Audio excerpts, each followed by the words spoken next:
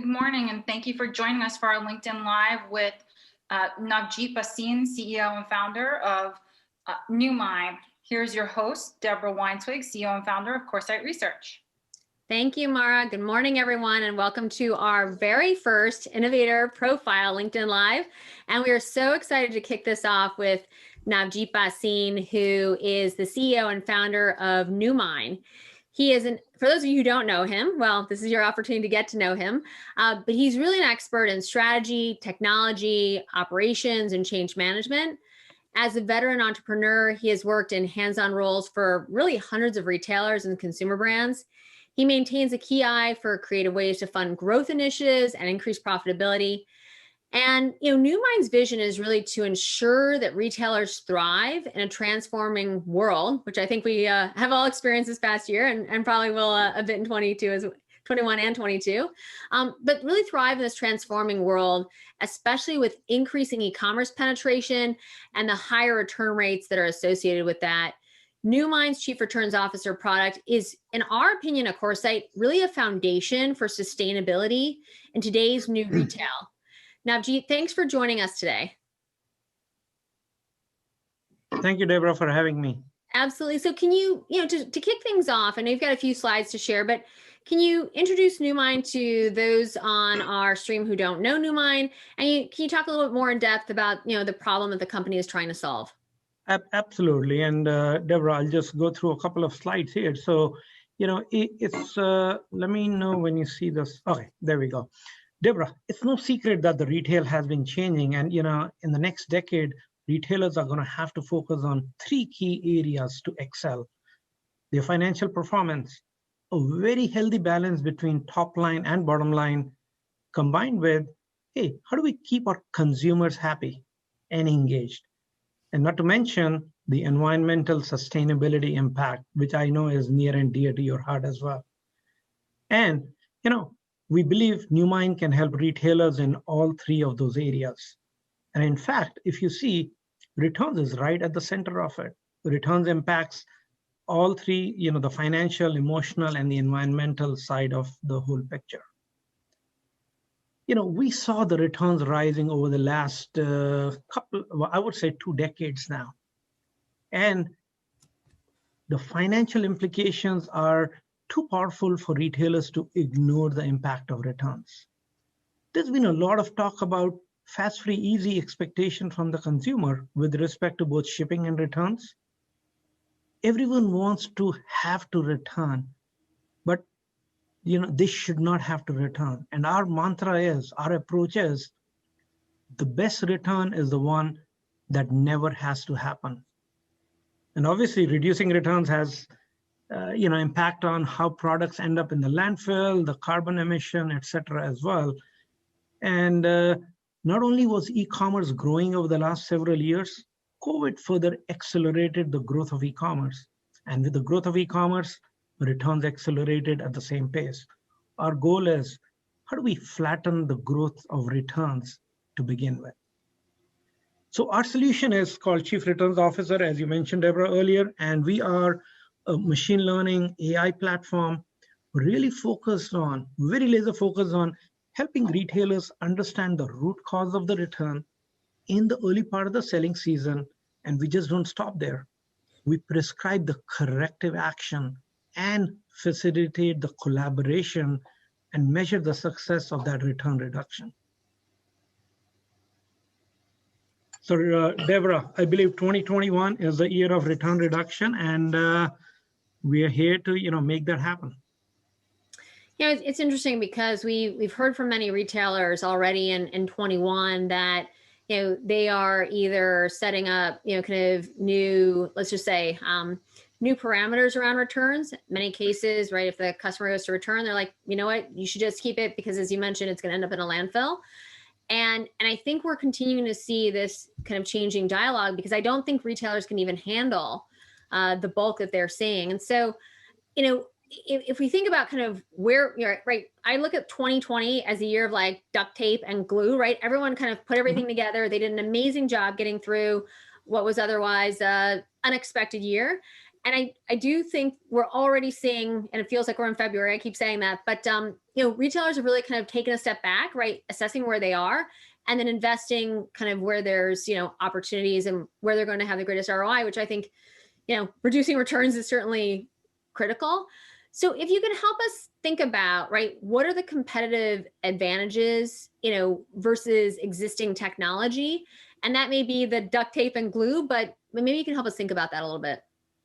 Sure. So Deborah, before I answer that, right, I think, it's also the way retailers look at returns. Again, returns obviously has been what I call the dirty little secret. Nobody wants to talk about it. In fact, the Wall Street doesn't want to talk about it either for the right reasons, right? So don't get me wrong on that. But, think of returns as, you spending S dollars on driving the top line, and then returns happen and it takes away that the revenue you had generated. So for us, it's really about, even though we're coming from a returns reduction angle, it's really about retaining your top line, retaining your margins, and increasing your profits at the end of the day. That's what it is about. It is a financial, it's financial optimization at 3 different layers: top line, margins, and bottom line. And Deborah, where we differentiate is, we come into the proactive category with respect to returns. There are a lot of players out there who are on the reactive side, again, for the right reasons. Whether it is, the consumer experience, how do you make it easy for the consumer? Absolutely, those are necessary. Then how do you move the product back into your supply chain or dispose it off sooner so you can get, you can recoup as much money as possible? So, that gave birth to the reverse logistics, the 3PLs, and, the secondary markets. But those are all reactive. Nobody's been looking at it, hey, why don't we start reducing returns? And that's what we focus on. And that's how we differentiate ourselves. And honestly, if it were easy, it would have been done, and we wouldn't be talking about it today. Well, I mean, it's interesting. I mean, I remember from when I was a Wall Street analyst, which was not that long ago, and retailers, they were kind of in the discovery process that, there is this kind of, was almost this idea that returns were, kind of slowing many things down, right? As they were trying to clean up the back rooms and supply chain, they were like, wow, we have all of these items that we can't put back out for sale. And so, right, trying to figure out how to, drive the most bottom line with what they were kind of finding as they were cleaning out DCs and back of the house and trailers, as it were. And so I think that the topic has really been bubbling up. I do think that, depending on the retailer, right, we're seeing, certainly X-fold increases in e-commerce penetration. As we think about this, and I think, hey, there were some days there in, March and April, Navjit, that we were talking about, kind of when everything just kind of, took a pause for many startups. But what we've seen, right, is, I think you really utilize this as an opportunity to kind of think about the critical role that Newmine plays in the landscape. So how, as you're, kind of now 2020 is in the rearview mirror, how are you looking at how the crisis actually impacted your business, and how are you growing as a result? So Deborah, the good thing is we survived 2020. And it's behind us. It's in rear view mirror. And what it really helped us focus even deeply is on tackling this issue of returns. And Deborah, we started this journey of building the product about 2 years ago. And when we were talking to our prospects, our friends in the industry, everybody acknowledged, yeah, we need to reduce return. And they were looking for a silver bullet. It did not exist. So we spent the last 2 years really building that silver bullet and bringing it to the market. Right now, we have clients who are, some of them public retail companies to specialty retailers, apparel, soft goods to hard goods as well. And, we've proven that our software can address pretty much any segment of the retail industry. By the way, we haven't tried it in grocery yet, and I hope grocery doesn't have returns problem.